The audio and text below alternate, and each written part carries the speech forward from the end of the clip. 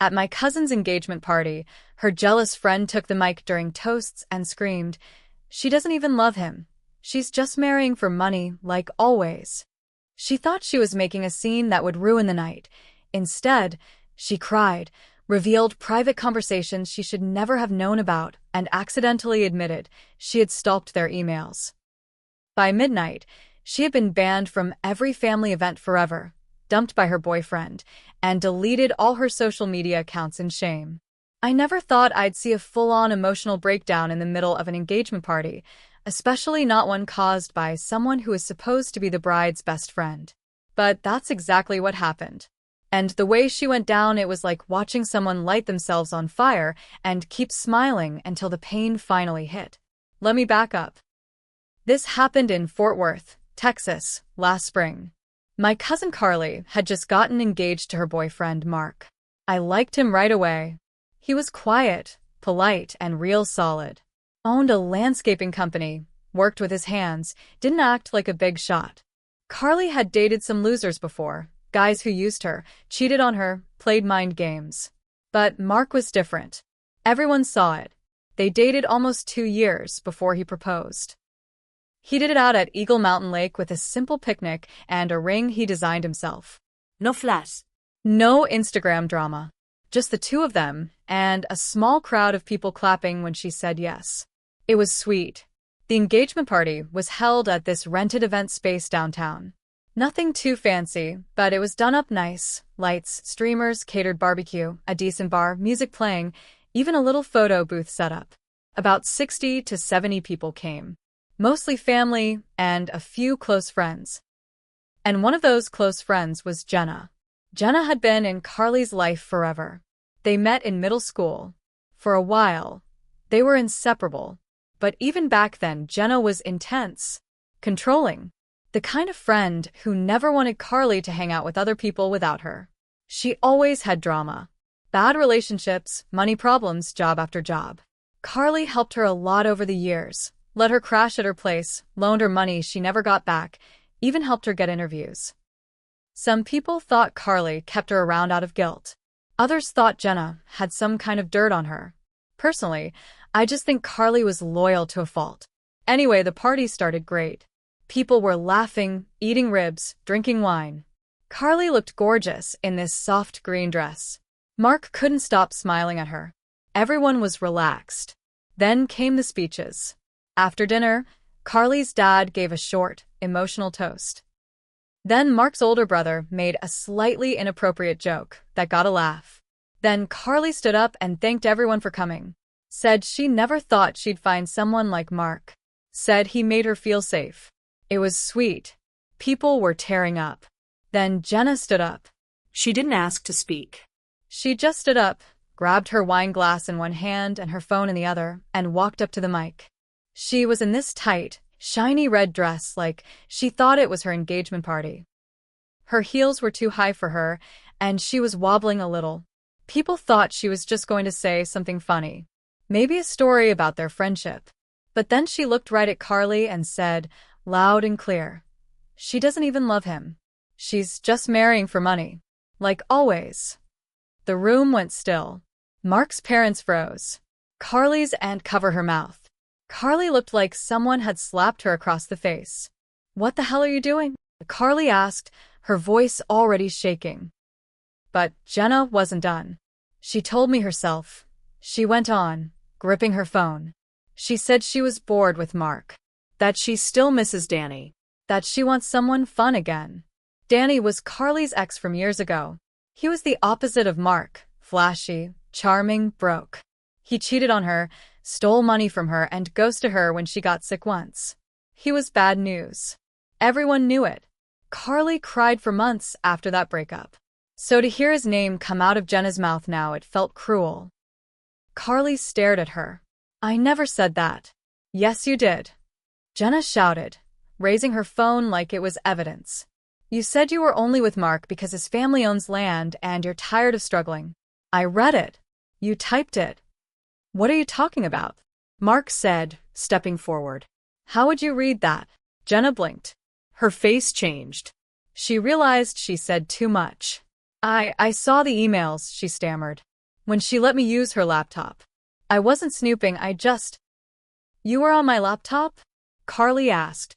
You told me it was broken, someone else muttered. I think it was Carly's friend Kelly. Jenna's voice cracked. I just wanted to see what she was hiding. She said weird stuff to me, and I wanted to make sure she wasn't lying. You broke into her email? Mark asked. Jenna turned pale. You went through my emails? Carly's voice was louder now. You lied about your laptop being broken just to get on mine? Jenna looked around, realizing nobody was on her side. I didn't look, I was just trying to protect you, Mark. She's not who you think she is. Mark turned and walked away. Jenna called after him. She's using you. That's when Jenna's boyfriend, Tom, stood up from the bar. He had this stunned look on his face. You said she told you all that stuff. You didn't say you stole it. She didn't tell me everything, Jenna snapped. But I knew something was off. I had to be sure. You lied to me. Tom walked right up to her. You went through someone's emails and tried to blow up her life here? Now. I did it for her. Jenna shrieked. She's lying to all of you, but no one was listening anymore. Carly went up to the mic. Her hands were shaking. You just ruined every chance you ever had of being part of my life again. Then she turned to the room and said, I trusted her with everything. I let her live with me. I gave her money. And she repays me by trying to humiliate me here? On one of the happiest nights of my life. Jenna was crying now. Like ugly crying. Snot, mascara, the whole mess. Tom looked at her one last time and said, We're done. Someone from the venue asked her to leave. She tried to fight it at first, said it was all a mistake. But by that point, she'd already burned it down. Nobody would even look at her. She finally grabbed her purse and left. Still crying. The room stayed quiet for a minute. Then Carly's mom walked over and hugged her. Mark came back in and took her hand. Someone restarted the music. The rest of the night was a little weird, but people made the best of it. The next day, Jenna deleted all her social media. Facebook, Instagram, even LinkedIn. Her numbers stopped working. She disappeared. Rumor is she moved to Austin to start fresh. No one invites her to family events anymore. Not even the distant cousins who used to like her. She thought she'd blow up Carly's life that night. She ended up blowing up her own. After the night Jenna self-destructed, things didn't just go back to normal. Not even close. For a few weeks, it felt like everything had finally settled. Carly and Mark tried to move forward with wedding plans. People stopped bringing up Jenna, at least out loud. But behind the scenes, something wasn't right. Carly got quiet. She started canceling hangouts. Stopped returning texts, even mine. I figured maybe she was just embarrassed, still shaken up. But when I finally cornered her at our aunt's place, she looked exhausted. Bags under her eyes, hair in a messy bun, hands shaking as she sipped her coffee. You okay? I asked. She hesitated, then said, she wasn't lying about everything. Certa her. What do you mean? She took a deep breath. I did write something in an email. Months ago. To Kelly. I was venting. I said I felt stuck. That I wasn't in love with Mark the same way I used to be. That part Jenna read. It was real. That hit me hard. So, were you just using him? I asked. No, she snapped. Then she lowered her voice. I meant it at the time. But I moved past it. I was scared. After Danny, I didn't trust myself anymore. Mark was stable. Safe. But then I fell in love with who he is. Slowly. I nodded, still trying to process. So, why didn't you tell Mark? I asked. I didn't think it mattered anymore, she said. Until Jenna brought it up. Now I feel like I'm lying every day.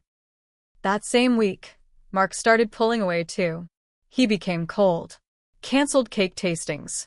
Skipped a wedding expo Carly had begged him to attend. Everyone chalked it up to stress, but I knew better. Then something worse happened. A week before their engagement photos were scheduled, Carly came to my door, shaking. She had a printed sheet in her hand. She sent him the email.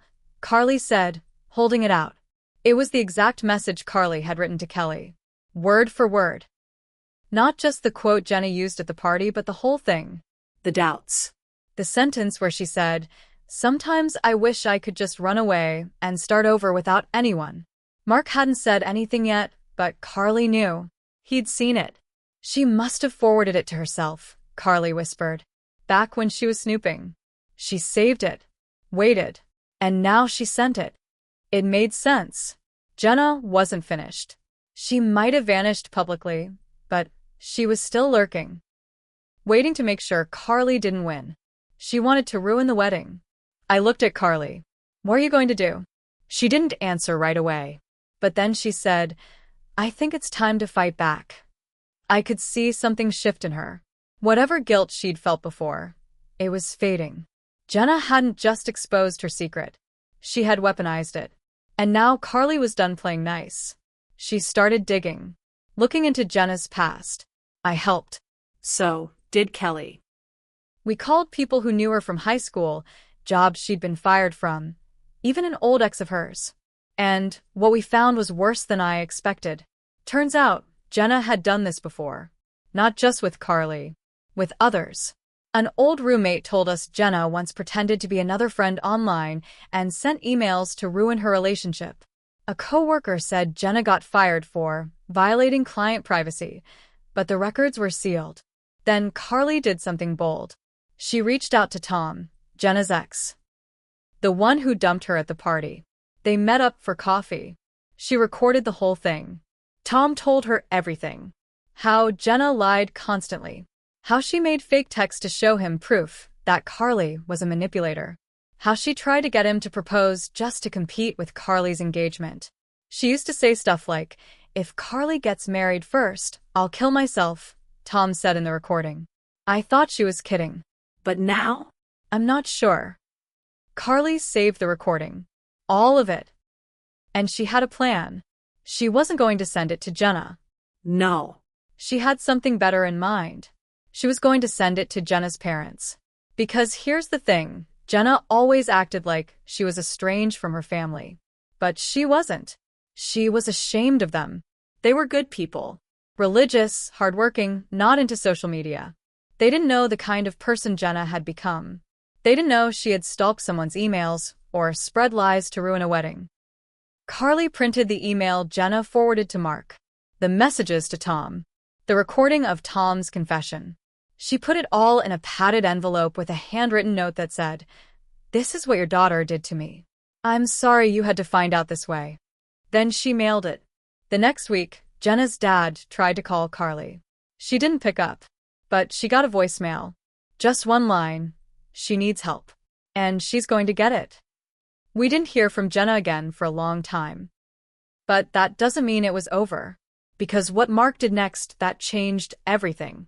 A few days after Carly sent the package to Jenna's parents, things went quiet again. Too quiet. Mark wasn't answering Carly's texts. He wasn't home when she stopped by. His truck wasn't at the job site he usually worked at, and even his brother wouldn't say much, just a shrug and a "he's thinking things over." Carly tried to stay calm. She thought maybe he needed space. Maybe reading that email, even in context, shook him more than she expected. But then I got a message from Carly at 11:27 p.m. one night. He took off. He's gone. I called her immediately. She answered in tears. He moved out. He packed his stuff and left a note. "It's over." She sent me a photo of the note. It said, "I don't think I ever really knew you. I wish I didn't read that email. I don't know how to move forward from this. Please don't contact me. I hope you find peace." No yelling. No accusations. Just distance. Cold, final distance. Carly didn't leave her house for 2 days after that. She wasn't eating. Wouldn't shower. She just laid on the couch watching wedding shows and sobbing. The dress was already bought. Deposits made. Invitations sent. Now it was all dust. And Jenna had won. Or so it seemed. Until something strange happened. About 2 weeks later, Carly got an email from a burner address. No name attached. Just one line in the subject. "I never meant for this." The message read, "I didn't think he'd leave you. I just wanted to hurt you.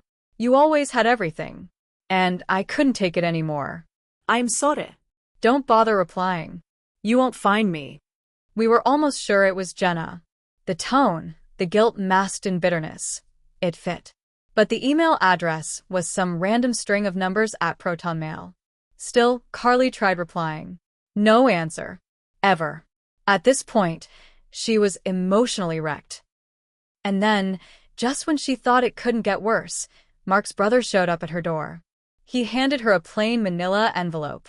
Mark wanted you to have this. Inside were printed screenshots of messages between Jenna and someone else. Not Tom, not Mark, but Kelly, our friend Kelly. The one Carly had vented to in the original email. The one who helped us track Jenna's past. The one who played innocent the whole time. I flipped through the screenshots. They were real. Jenna and Kelly had been talking behind Carly's back for months. Laughing about her wedding. Joking about Mark. Saying she was settling again. One message from Kelly said, I wonder if she'd even notice if Mark bailed. I give it 6 months before she cheats. Another, I'm only still friends with her because I want a front row seat when this marriage explodes. It was sick. And it explained a lot. Turns out, Jenna didn't just act alone. Kelly helped stir the pot. She fed Jenna info. Probably encouraged her to look for more. Maybe even knew about the email break-in and never said a word. Mark found out because Kelly's boyfriend sent the screenshots to him.